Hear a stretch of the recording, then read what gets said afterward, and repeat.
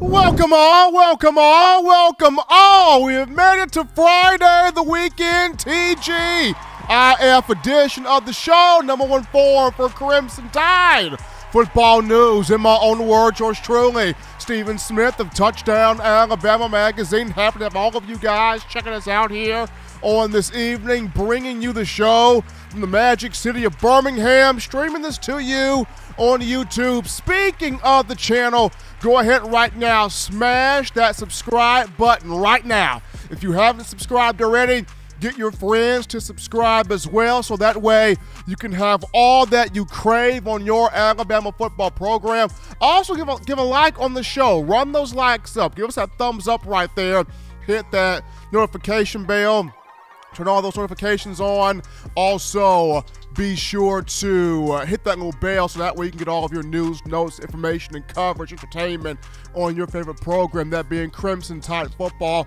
We got you covered here on Facebook and Twitter as well, streaming to you the show. Got a lot of awesome things to talk about on this evening. No guest tonight, just me here, but we are going to have a whole lot of fun with you, the Tide faithful, and we want you guys being a part of the show. You can do this by calling 205-448-1358. But I'm going to call in and let your voice be heard on the show, 205-448-1358. And one more time, 205-448-1358. Want to hear from you, your passion, your thoughts, your ideas, your events, your viewpoints.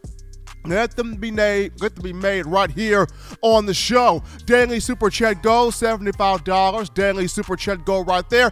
We already got Jimmy Clay in the building, obviously helping us out here with that $100 that Ben Franklin showing us some love from the show.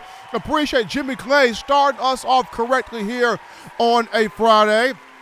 But we get into our topic number one here of the conversation, John, and Alabama doing some shifting here on the coaching staff, some moving parts going around, and I got a chance to talk to a few sources I know close within the program that I've crafted things with, and these guys have not been wrong. I mean, they've been deadly accurate. It's almost scary how accurate these guys are, but there will be some more moving, some more shifting, some more things being done on the coaching staff as Coach Saban is getting younger.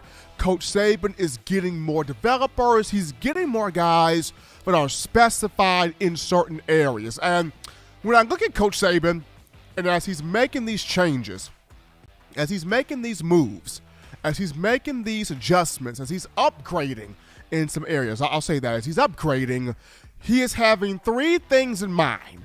Coach Saban is going back to these three things, and he's going back to, number one, in terms of assistant coaches Alabama brings in. Number one, what do you specify in? What is your expertise? Beyond a shadow of doubt, what do you know you do well specifically and that you can bring to the Alabama football program? That's number one. Number two, Coach Saban is looking at, do you have a footprint in the SEC? Do you know how big this conference is? Do you know how major this conference is? Do you know how important this conference is? Are you familiar with this conference? And then number three, the ability for these assistants to land high-end recruits. We're talking about the number one, the number two, the number three player in the nation at their respective positions coming out of high school. Can these guys land the high-end recruits? That's what Saban is looking at right now in terms of what he's trying to get back to at Alabama. And when you look at Travaris Robinson, which is, it's official now, he is the new cornerbacks coach for the Crimson Tide, taking over for one Jay Valai, who is now at Oklahoma. This is big because Robinson, at 40 years old, native of Miami, Florida, he gives Nick Saban, he gives Alabama all three of these aspects. Now, the Crimson Tide has also hired Coleman Holtzer, coming over from Ole Miss to be the special teams coach, who will also do some things with linebackers as well. And he's big time in his own right. But I want to focus this right now on Robinson. And the reason why is, first and foremost, number one, he specializes in cornerbacks.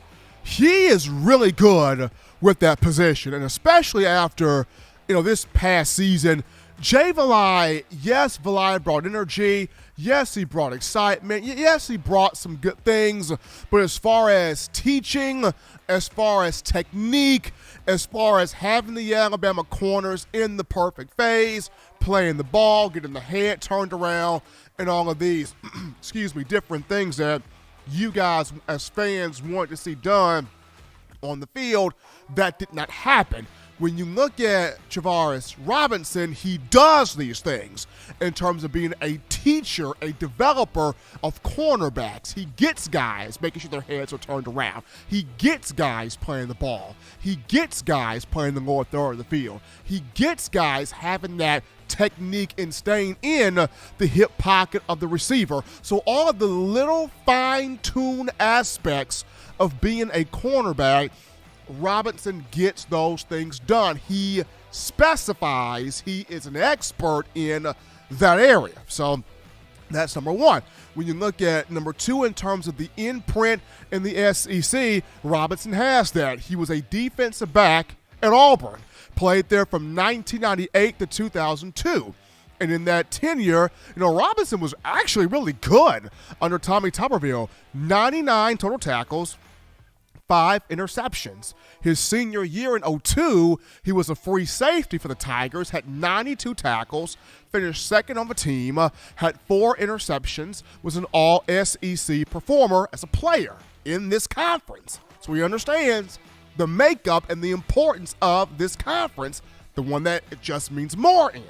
Then you discuss his coaching tenure. He has coached 130 interceptions throughout all that he's been as a DB coach. 94 of those picks have come where? In the SEC. He coached 44 interceptions in 4 years at Florida, 2011 to 2014.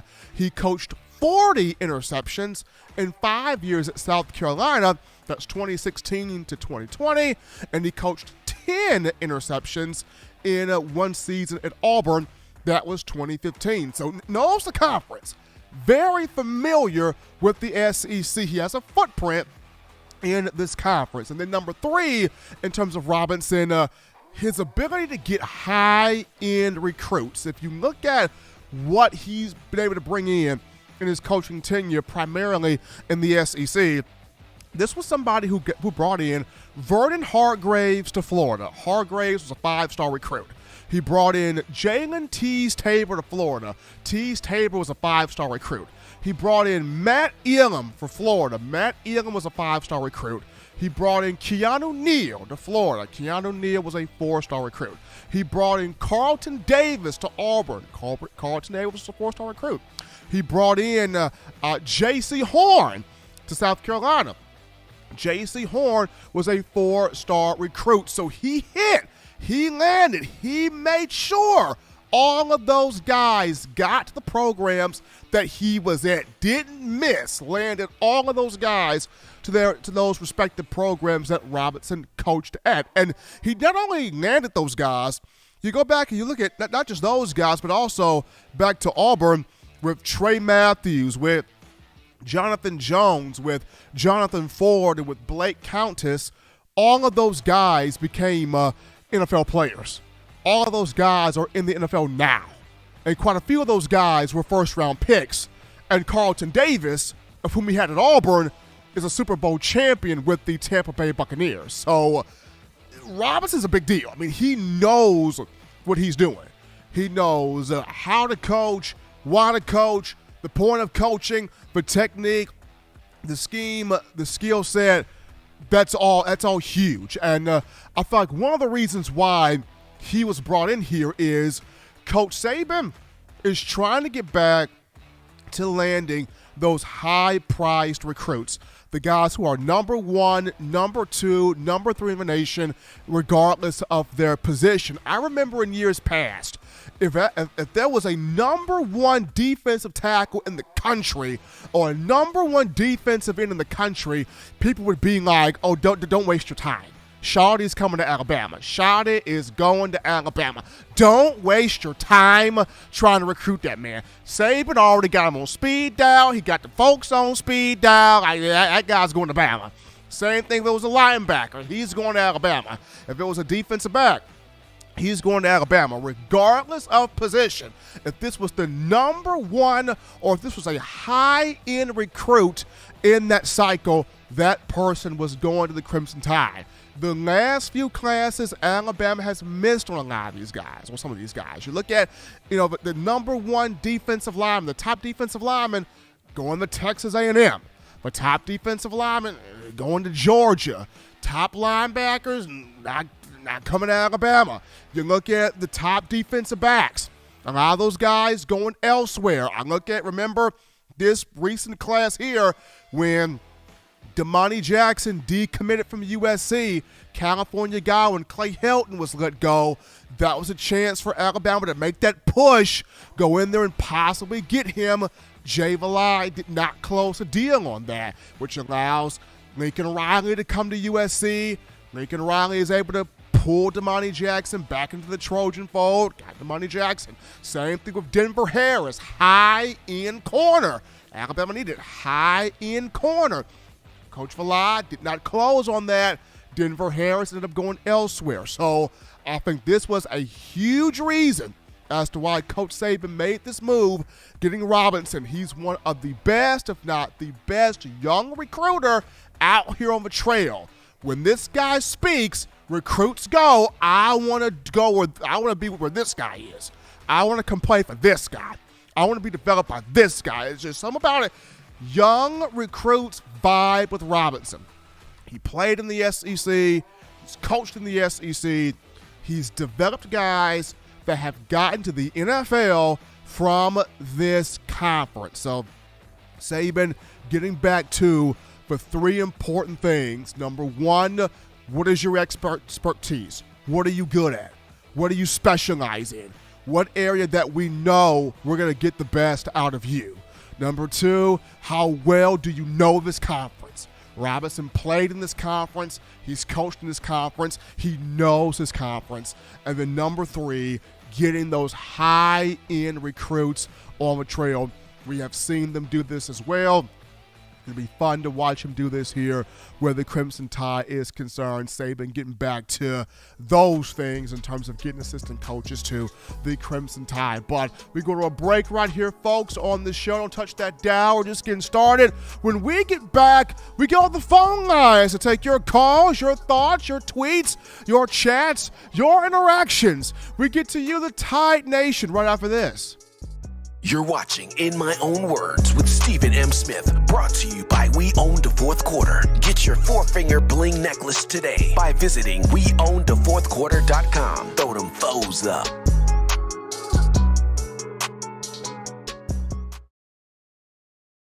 This is Matt Caddell, former Alabama wide receiver, and you're listening to In My Own Words with Stephen M. Smith with Touchdown Alabama Magazine. And I got two words to say, baby. Roll Tide.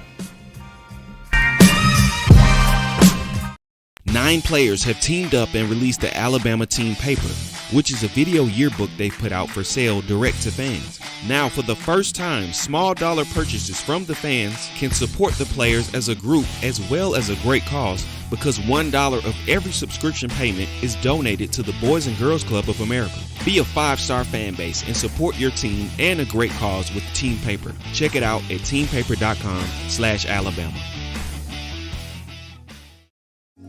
Remember the taste of Grandma's delicious sweets? Emily's Heirloom Pound Cakes brings back those precious memories with just one bite. Each cake made from scratch. They make the perfect dessert to share with family and friends for any occasion, and ordering is easy. Visit emily'sheirloompoundcakes.com. Click the online store and shop. Then pick up your fresh cake at the kitchen in downtown Homewood. Order yours online at emily'sheirloompoundcakes.com. Emily's Heirloom Pound Cakes, making memories from scratch. And we are back inside from the break on number one form for Crimson Tide football news on a Friday. TG, IF edition of the show, number one forum for your Crimson Tide football news. In my own words, yours truly, Stephen M. Smith. Got the man John Ivory in the production studio. Touchdown Alabama Magazine.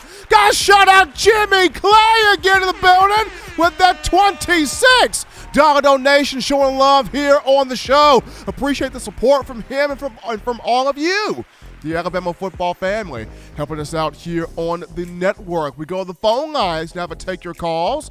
Call segment brought to you by the Blue Wrench Gang, 205-448-1358. Number to call in right there, 205-448-1358. We grab a call here. You're live on the show. What's going on? How are we feeling? State your name and where you calling from. Hey, Stephen, this is Jim Gallagher out of Dallas, Texas. Jim, what's happening, man? Well, you got some interesting subject lines down there tonight I'm looking at, and first and foremost about defensive back. This new coach coming in, I don't know a lot about him, about his past or anything, his record, so forth, but defensive back, I've happened to play it in high school a long time ago, of course, but I don't think it's a whole lot different now than it was back then. You know, if you're playing defensive back, first thing you want to do is keep the other guy from catching the ball. And if you get a chance, turn around and try to intercept it if you can, and you catch it instead. And then the last thing is, if he does happen to catch it, then you want to hit him real hard and punish him for catching it so he don't want to catch it again. So last year, I didn't see a lot of that in our defensive secondary. I didn't see a lot of those hard hits. I didn't see our players playing the ball a lot. And, you know, I was taught that if you were playing the ball, they weren't going to call pass interference on you. Well, you have equal opportunity to catch the ball under the rules as the receiver does. So I didn't see a lot of that either. Now, I'll tell you a couple of things. You know, they say that the players are a reflection of the coach, and I'm not going to say anything negative about our coach that was here last year. But, you know, I just don't think that he was teaching physicality from our defensive backs. This kid that we got through the portal, this Rick's kid from LSU, he's a hitter. He brings the wood. And hopefully a little bit of that will carry over to these other players. They'll see how he's playing and see how physical he is, and they'll pick up on it and start to do it themselves. And he's a real good catch out of that portal.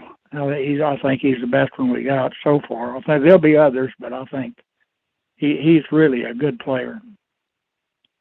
And this previous coach, sometimes I think we've had a tendency to, I don't know how to put this. I guess we've had a tendency to hire a coach, especially coach, defensive back coach, that is a better recruiter than he is a coach.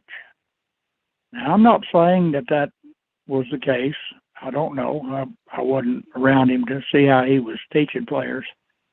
But you've got to have both this day and time. You've got to have a good recruiter, but you've also got to have a good coach. If you just get a bunch of recruiters out there and then, you know, they're good at recruiting, they get the players in, then they don't coach them up to the next level, what have you really accomplished? Now, on this portal, on Jaylen Moody, going in the portal and coming back, that's a good thing. He's a good player. We need him certainly next year. But I don't know. It's kind of like what he did. He put your old truck out in the front yard and hang a for sale sign on it. People going up and down the road looking at that old truck, and nobody wants to buy it. Nobody's interested in it. So you just take the sign on it and drive it back into your driveway and you're done. I think that's pretty much what Jaylen Moody did with going in and out of the portal and coming back. We did get another good kid out of that portal, that running back from Georgia Tech. He's going to, I think, give us a real versatile back that can catch passes and possibly even a breakaway threat, which we didn't even have after all those injuries last year. But I don't think there's any doubt that Saban's going to go back in the portal and get another good receiver, breakaway threat, deep threat, like a proven deep threat like Jameson Williams. But one thing that's concerning me, and you'll have to answer this question because I don't know enough to give an idea on it. Everybody was hitting on Robinson last year as a back, but he's an old-time power back. He's the kind of guy that gets you 3 or 4 yards when you really have to have it. And I appreciated that from Robinson. I don't see, and maybe you can tell me, do we have any of those players that can get you tough runners that can get you the 3 or 4 yards? I think Alabama's got a couple of those guys. Jim, we appreciate Jim Gallagher for that call. I think Alabama's got a couple of those guys. I think Trey Sanders can get you a tough 3 to 4 yards if you need it, if you got to have it. I think Trey Sanders can get you that. I think Roydell Williams can get you that. I think Jace McClellan can get you that. I think Jahmyr Gibbs, him coming in here from Georgia Tech, could get you that. I know Kamar Wheaton did not play at all last season due to an injury that he suffered during the preseason in practice, but I think even he has the ability to do that. But it's going to be fun to watch how this running back room shakes up here coming up in starting off in spring ball. We take this call here. You're live on the show. What's going on? How are we feeling? State your name and where you're calling from. What's going on, Steve? This is Elijah calling from Jersey. How you feeling, bro? Doing good, man. How you feeling, Elijah? Oh, man, I'm hanging in there. I just, I just want to bring up a couple of things that bother me a little bit. Now, we lost Jay Avai. To me, Jay Avai was a pretty good recruiter because just think about it. Every year, Alabama brings in at least one big fish, possibly 2 big fishes in the defensive backfield. This year we brought in Earl Little. Last year we brought in Kool-Aid. So it's not like we're struggling to bring in quality defensive backs. And I hear a lot of people, I wasn't impressed with the defensive back play, but let's be honest, who coaches the defensive backs? Nick Saban. Jay Avai does assist, but Nick Saban also coaches them in the secondary. So a lot of people are saying, well, the defensive backs ain't turning looking for the ball. Well, is Coach Saban telling them that? Is he teaching them that? Because a lot of times I've seen a lot of defensive backs coach, and I played defensive back in college myself. They don't want you to turn around and spot the ball. They want you to, when the receiver's hands go up, your hands go up. You read the receiver's eyes, because a lot of times when you turn around and you're looking for the ball, you lose speed and you lose sight of where that offensive player is, So it's how are these guys being coached that way? We just can't look at the player and say, what are you doing? How come you're not looking for the ball if he's not being coached that way? And I think this Robinson guy, I don't know much about him. Like Jim said, I don't know much about him. But in today's game, okay, I really do feel, and let's have a conversation about this. Today's game, I really do feel it doesn't matter who your coaches are anymore. If you get these 5-star kids to come in and they are not seeing the field in a timely manner, these kids is hitting the portal. They're not sticking around anymore. They're not sitting there saying, let me trust the process. These kids ain't trying to trust no process. They trying to see the field, and that's the bad thing about this portal is that kids, they look at it and say, hey, why am I going to sit here? This guy didn't go pro. He's going to start in front of me next year. I could just hit this portal and go to somewhere like Ole Miss. I could go to somewhere like Arkansas State, and I could play right away. So a lot of these guys get these kids in there. Like you could get, just say Earl Little, for example. You get him in there, and if he doesn't play within the next 2 years, you're losing him. You know, he's going somewhere else to play. And that's just the way the game is nowadays. It's hard for coaches to sit here and develop these guys because these guys have an easy way out now. They hitting this portal and they going somewhere else to play, you know. And I think Robinson, he could be a good recruiter. And I think that situation with Damani Jackson, Nick Saban even talked to him. I just think this kid wanted to stay at home. You got some of these guys that you don't just have a chance at landing. They're going to find any excuse for them not to come to your program. And, I mean, I always looked at it and said, yeah, Joe, to me, wasn't a good player. Jalen Armar Davis, he was so-so. But I look at it and say, what is Nick Saban doing different? Why aren't these guys developing? Why aren't these guys turning out like how they were back in the day? Because every one of them is a high 4-star recruit. Some of them 5-star recruits. Like, what is being taught different? Why these guys are getting beat? Why they look lost out there? Like their fundamentals aren't there. You know, let me know what you think about that, Steve. Appreciate Elijah for calling in. And to me, it's not the fact that, you know, Alabama's not getting quality recruits. That's not what I'm saying. I'm saying there was a point in time where if this guy was a number one, you knew, like, he's going to Alabama. That's a number one guy. He's going to Alabama. I remember this when Saban first got there. That's number one. He going to Alabama. What position he in? Don't matter. He's a number one guy. He's a number two guy out of 300 or whatever. He's the number three guy of a nation. He ended up in Tuscaloosa. Like, that's how the thing started off in terms of recruiting. Now, since then, Alabama's been getting, you know, quality players, absolutely. They've been getting great recruits, absolutely. But you're not seeing those transformative talents like a Julio Jones, like a Marcel Darius, you know, those types of, like a Minka Fitzpatrick. You're not seeing Derrick Henry. You're not seeing those types of guys that at the beginning were like, yes, Nick Saban, coming to Alabama. Yeah, Nick Saban.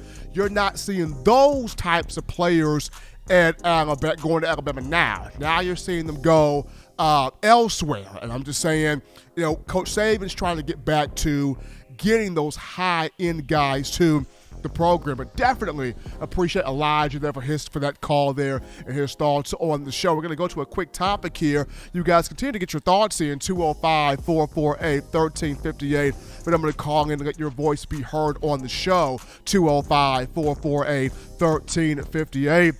How about the man Derrick Henry? Speaking of him, Derrick Henry will be starting. He will be back on the field for the Tennessee Titans on Saturday in the AFC Divisional Playoff round against the Cincinnati Bengals. The game will take place in Nissan Stadium in Nashville. 3:30 p.m. Central Time kickoff on CBS. The Titans win. They will move on to face the winner of Chiefs-Bills in the AFC Championship game. Derrick Henry and Julio Jones and Rashaan Evans also trying to get these Titans into the Super Bowl or make a push for the Super Bowl and supplying some smiles here for the Alabama football fan base. So Derrick Henry will be back on the field starting here on Saturday. Henry is 63 yards away from his fourth straight 1,000-yard rushing season since 2018. He stands currently at 937 yards, and despite him missing 2 months of football, he's still in the top 10 in terms of running backs for carries, rushing yards and touchdowns. So good to see Derrick Henry getting back here on this field. Guys, shout out Jimmy Clay one more time with that $25 donation. Put them up there in the hat. Appreciate that coming from our own Jimmy Clay. We're going to go to a break right here, folks. Don't touch that down. When we get back, we discuss Jaylen Moody, his decision to remove his name from the transfer portal and stay at Alabama, and how impactful this is for the Crimson Tide. We talk Moody after this.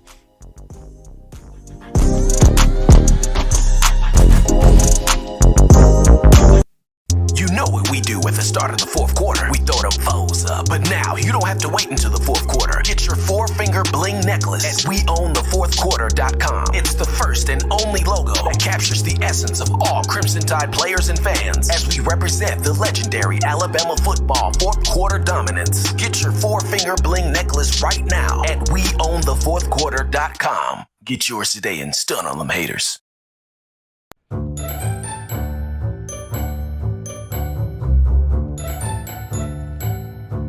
Look at all these great players in Touchdown Alabama magazine. Man, wait till I turn up this year.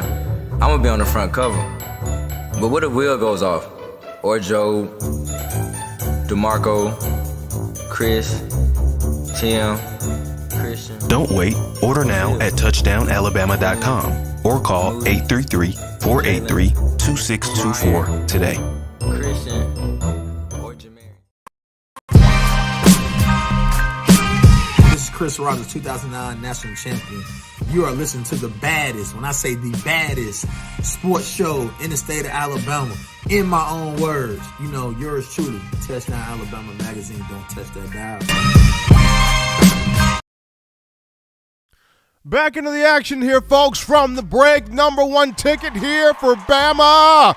Football news on a Friday, TGIF edition of the show. In my own words, yours truly, Stephen Smith of Touchdown Alabama magazine. And now we dive into one Jaylen Moody, who last week he entered his name into the NCAA transfer portal. But a week later, he has decided to pull his name out, remove his name, and stay with the Crimson Tide. And this is big here because, I mean, Moody's always, to me, Moody has been, he's made an impact when he gets into the game. I mean, he's an individual that, former 3-star from South Carolina, came in the 2018 class at 6'2", 225 pounds, and he's played in 52 career games. It's a lot of games. There's a lot of experience up there on the field. 52 career games. So he's a core special teams guy, but he's also a veteran defender. And when he has gotten in the games, he gives you a big hit, big tackle, gives you a sack, creates a turnover. Like he always does something that has you as a fan go, look at Moody out there. And Moody's doing something. Why doesn't the coaching staff give Moody more opportunities? Well, they give Moody a few more chances. I mean, look at 42. He's out there doing big stuff out there on the field. I kind of equate this to Christian Barmore in a sense. Remember 2019 when Christian Barmore was out there just wrecking people? Like, he would not get a whole bunch of time, but you would see 58 just dropping a quarterback to the ground. You would see 58 getting a huge tackle, huge sack, forcing a fumble, or just be getting up with all of this energy inside Bryant Denny. And as fans, we would go, 58? Why isn't Saban playing him more? That Barmore guy's a menace. He's just wrecking people. Why is he not there on the field? Why is Saban not using this one more? I like this one. And what happens? Barmore gets used more in 2020, and he had an incredible year. 8 sacks, 9.5 tackles for loss, and gets drafted to the New England Patriots. Had a strong rookie season. I kind of feel the same thing about Jaylen Moody. When he's out there on the field, when he gets opportunities, he makes plays. He makes big plays. He makes impactful plays. And now he is going to get the chance to do what he's always wanted to do, which is to be an impact player, an impact starter for the Crimson Tide. Just this past season, he recorded his first career interception in Week 1 matchup between Alabama and Miami in Atlanta, Mercedes-Benz Stadium. Also, with Christian Harris choosing to declare for the NFL Draft, this puts Moody and To'o as your 2 inside linebackers. And this is big because you have a veteran presence back in your inside linebacker room. As talented as Deontay Lawson, Kendrick Blackshire, Ian Jackson, Demoy Kennedy, Sean Murphy, as talented as all of these young guys are, and they are immensely talented 4- and 5-star kids, 4- and 5-star prospects, 4- and 5-star athletes, getting a Jaylen Moody who knows this defense, who knows the complexities of this defense, who can operate either at the Mike linebacker position or the Will linebacker position, and has been here throughout the entire tenure of Pete Golding as defensive coordinator to this point. That's huge experience. That's big experience that has decided to return to the Crimson Tide and not find a home elsewhere in college football. Now, to me, you could have Moody play weak side or Henry T, and Henry T play the middle, or because I fancy To'o as a weak side linebacker at the next level. I mean, for him, down the stretch of last season, he got better. He improved in sticking his nose in and taking on blocks and filling gaps and getting 300-pound offensive linemen off of him and shooting through and making plays and taking on blocks. Like, he got better with that as the season went on, but that's not Henry T's strong suit, and it doesn't come off naturally for him.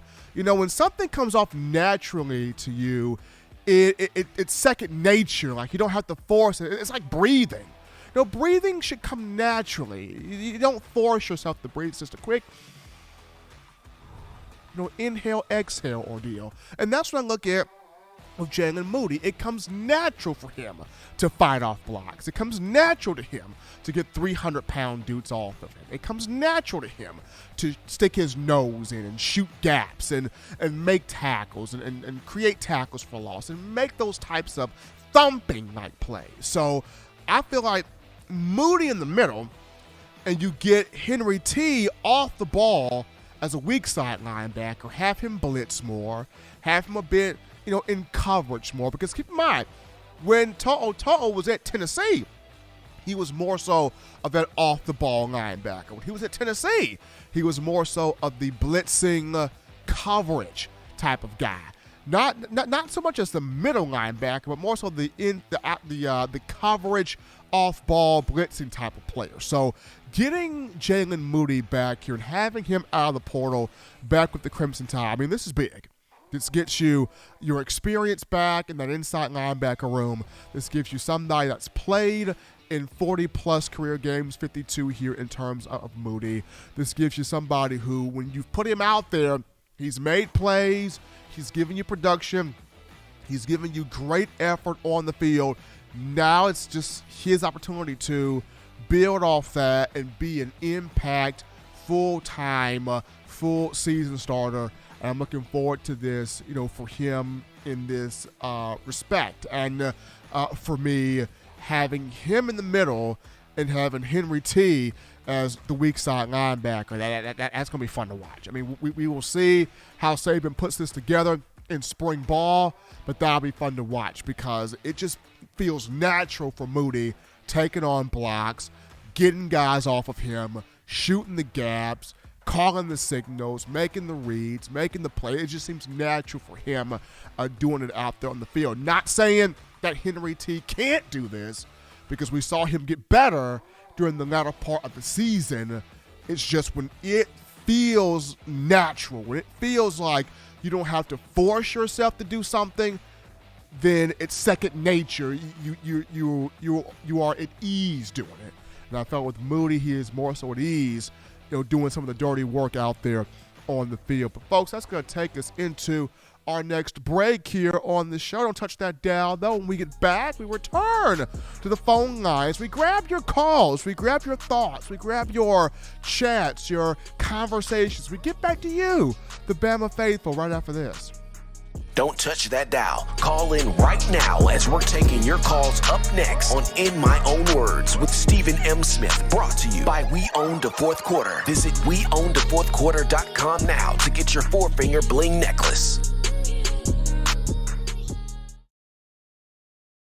What's up, Bama Nation? This is Rudy Griffin, former Alabama defensive lineman, and you're listening to my guy, Stephen M. Smith, In My Own Words, brought to you by Touchdown Alabama Magazine. Roll Tide, roll!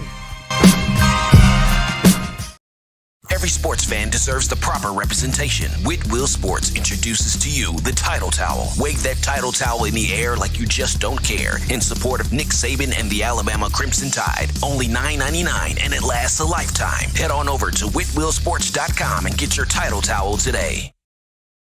Touchdown Alabama Magazine is Alabama football's premier publication. A subscription to Touchdown Alabama Magazine is the perfect gift for any Alabama fan. For exclusive news and information, recruiting updates, a free annual print magazine, and more, go to touchdownalabama.com and click join. Only $7.95 per month or pay $74.95 for a full year subscription. That's a yearly saving of $20.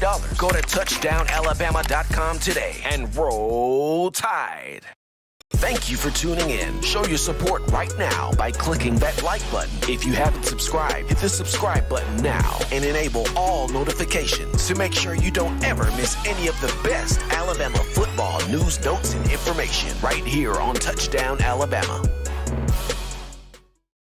All right, people, we're back in from the break to the action on the number one show for Crimson Tide football news. In my own words, yours truly, Stephen Smith, Touchdown Alabama Magazine. Got the man John Ivory in the production studio. Appreciate you guys checking us out, making this your show, your network, your channel, your platform, your space to talk Bama football. We go to the phone lines right now to take your calls.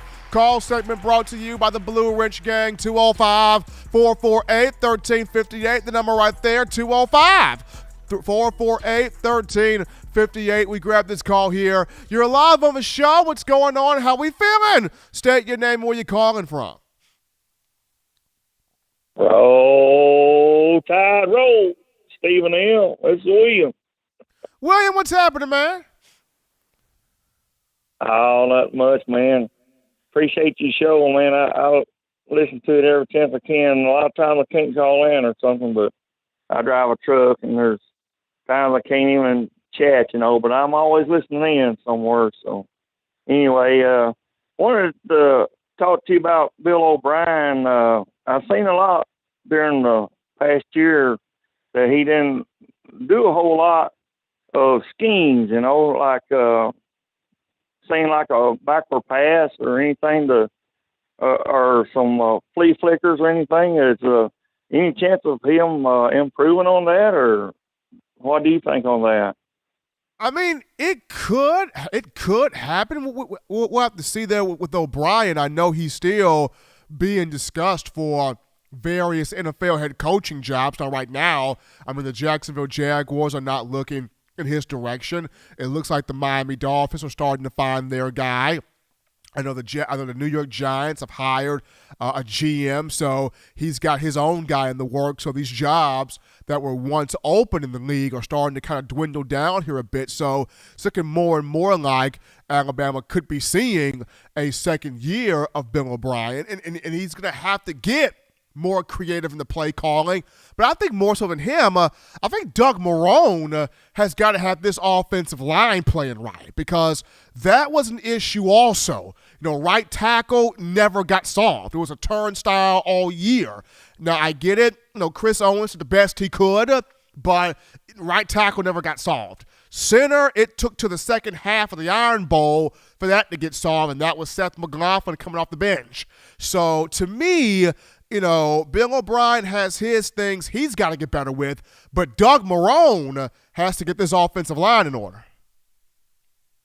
All right. Well, I trust your instinct on that.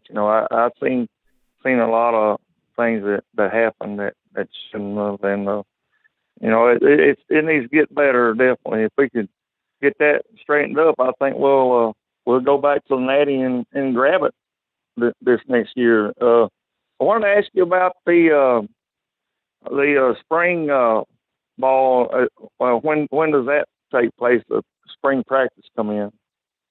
Okay, so spring practice, I know the university normally, William, they'll set out a schedule, and I'll get that via email.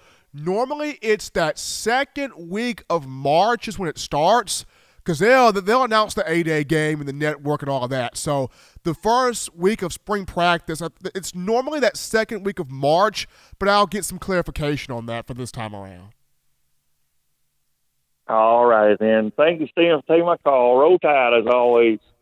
Appreciate William from Iowa there calling in. Yeah, normally it's that second week of March for spring practice, but as always, the university will email the A-Day game and the time, the network, the festivities, all of that good stuff right there. But, for Bill O'Brien, yes, O'Brien's going to have to be more creative. That's preaching directly to the choir right there, especially if he's back for second year as offensive coordinator. But I also look at where Doug Marrone is concerned. You can't put the play of the offensive line on Bill O'Brien. That falls on Doug Marrone. Him coming from the NFL, and I remember when Marrone came in, you had a whole bunch of guys going, Marrone, from the NFL, he gonna have these guys right, he gonna have these guys prepared, he gonna have these guys blocking like crazy. Marrone isn't here. NFL, Marrone isn't here. And like I mentioned, right tackle never got solved. I think Bama had like 5 guys at right tackle, John. I know you had Chris Owens there. You had Damian George there. You tried Kendall Randolph there. You had quite a few guys at right tackle that never got solved. Center, it took literally Seth McLaughlin, second half of the Iron Bowl, game 12 of the regular season for that to have something. And then your 2 offensive guard spots, Cohan was pretty good, pretty solid. Ekiyor, up and down. The only guy you knew what you were getting from was Evan Neal, and which is the reason why he's a top 5 pick and why Todd McShay has him projected as the number 1 overall pick in his latest mock draft. So Marrone's got to get this offensive line right. People look at Bill O'Brien. And yes, O'Brien has his things he's got to get in order. I'm not disagreeing with that. I'm not refuting that. But that offensive line, you can't have 39 sacks next season. Marrone has got to get that side of that ball in order in terms of his positional group. But we go to a quick topic here, folks, on the show. And, this topic actually, let's see here. This topic also goes to Javon Baker. Javon Baker, Alabama wide receiver who entered his name in the transfer portal. He was one of the 8 scholarship athletes to enter the portal. He has found a new home. He has committed to the Kentucky Wildcats. So he goes to Big Blue Nation to hook up with Mark Stoops, wishing the best for Javon Baker, who came in that 2020 signing class for the Crimson Tide, 4-star from McEachern High School in Atlanta, Georgia. He did catch a touchdown pass in the 2021 campaign off the arm of Jalen Milroe against Southern Mississippi. So big ups there too to Baker in finding a new home in college football. He joins the likes of Paul Tyson, who is now at Arizona State, King Wakuda at Arkansas State, Jaleel Billingsley at Texas, Drew Sanders at Arkansas, and Tommy Brown at Colorado. So a new home here for Javon Baker. Shane Lee is now the only one of that 8 still in the portal looking for a home, the linebacker from Maryland. But we go to a break here, folks, on the show. Don't touch that dial, people. When we get back, is Alabama potentially looking at another receiver from the transfer portal? We tidy up loose ends with that conversation right after this.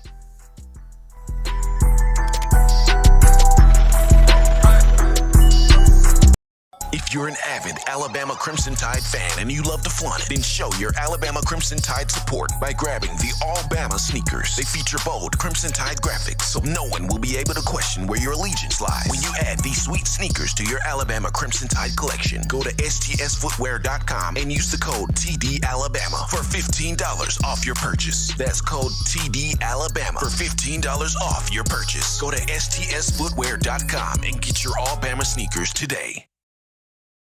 Touchdown Alabama Magazine is Alabama football's premier publication. A subscription to Touchdown Alabama Magazine is the perfect gift for any Alabama fan. For exclusive news and information, recruiting updates, a free annual print magazine, and more, go to touchdownalabama.com and click join. Only $7.95 per month, or pay $74.95 for a full year subscription. That's a yearly saving of $20.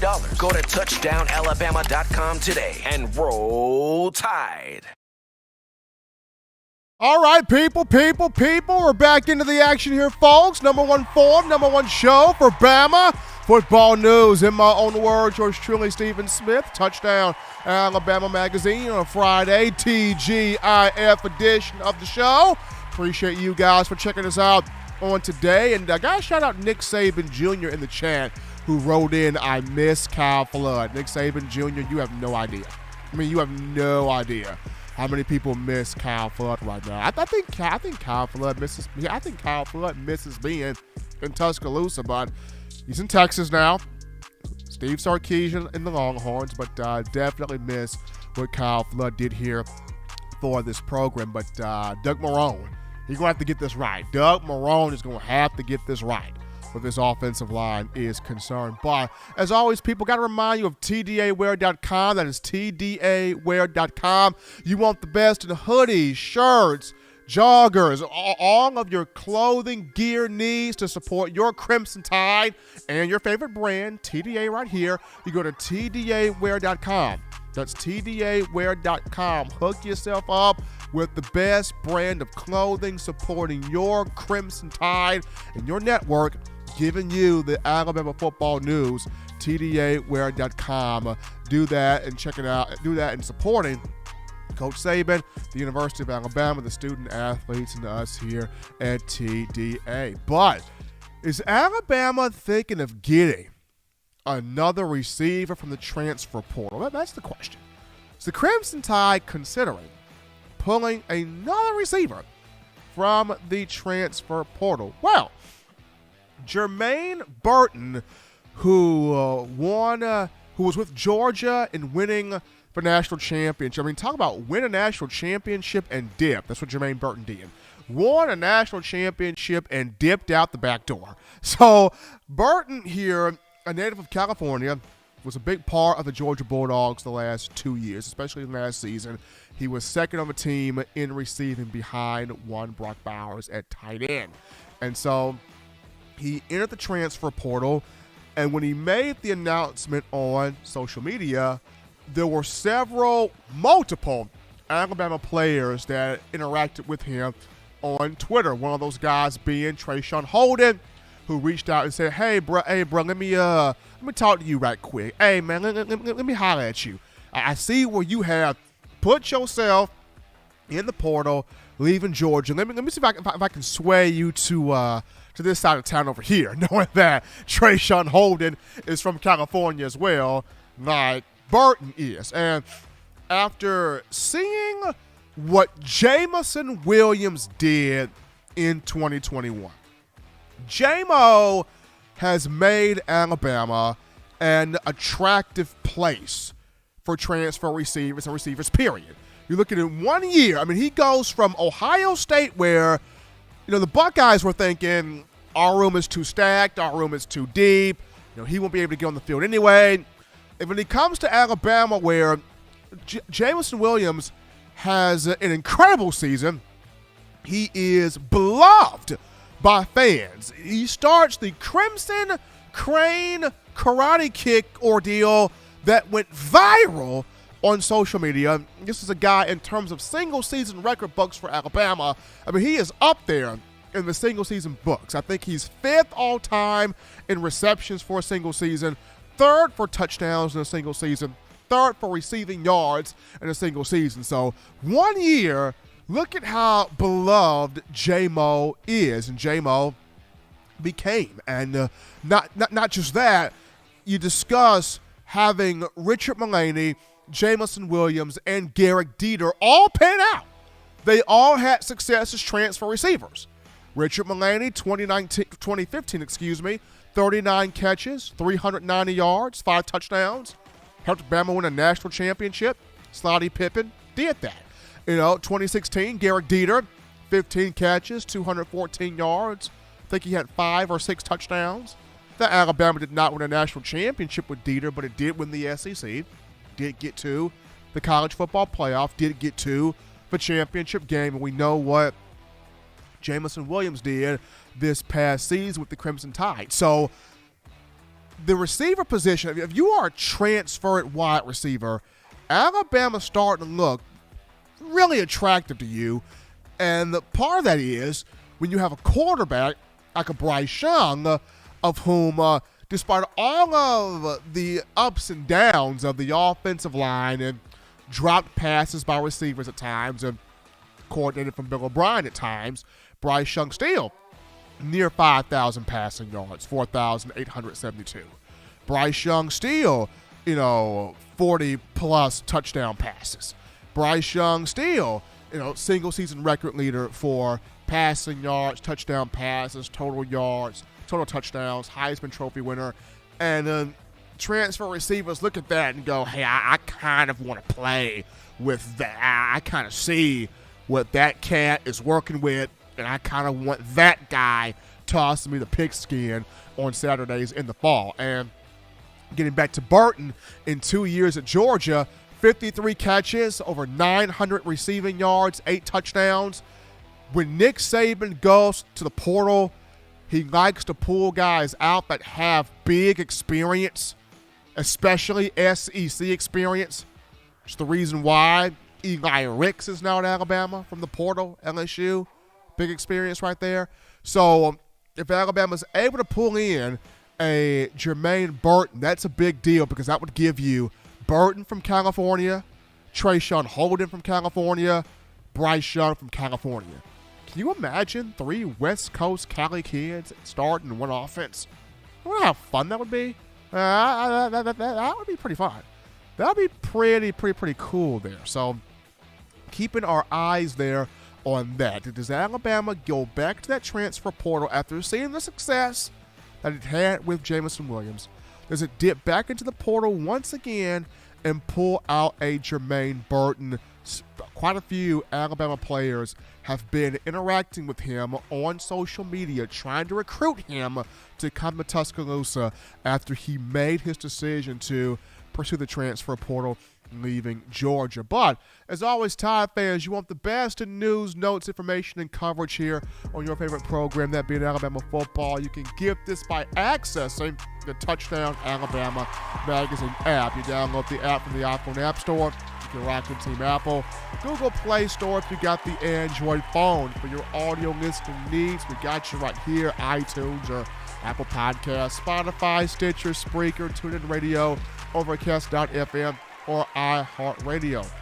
As always, fans, you can purchase individual copies of Touchdown Alabama magazine. Have those sent to your door. That link will be found in the description. If you're trying to get the fresh edition, print edition of TDA, the magazine, you go to touchdownalabama.com, you click join, become a member, a subscriber today to get that link in the description as well. If you're trying to get your hands on the 4-finger bling necklace, 4-finger bling jewelry, courtesy of weownthefourthquarter.com, that's weownthefourthquarter.com. That link in the description as well. But until next time, people, husbands love your wives.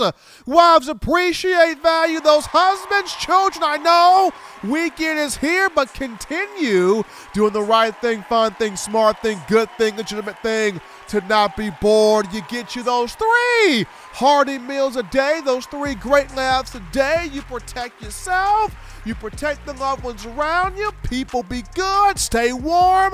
Until next time, folks, I'm your man, Stephen M. Smith, and this has been In My Own Words.